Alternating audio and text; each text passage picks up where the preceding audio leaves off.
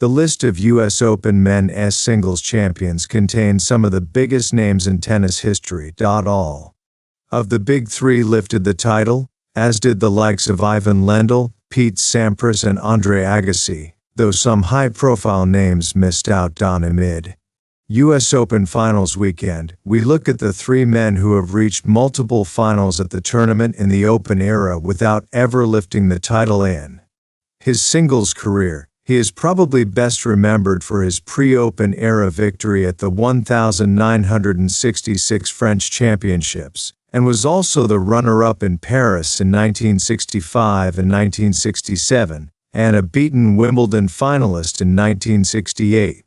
He also won 15 Grand Slam titles across men's and mixed doubles, spanning the amateur and professional ages. Codes remains rather unheralded, despite his impressive exploits in the early 1970s.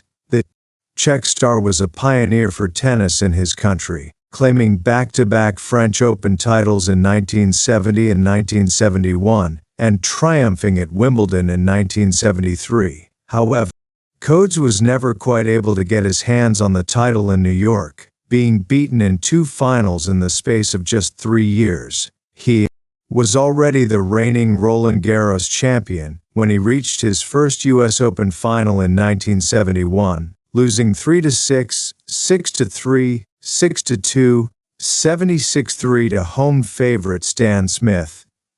Years later, the former World No. 5 returned to the final just months after lifting his third major at the All England club, facing legendary Aussie John Newcombe. Codes led by 2-1, though ultimately was beaten 6-4, 1-6, 4-6, 6-2, 6-3. He never played at the Australian Open, meaning this was the only major he played but never won.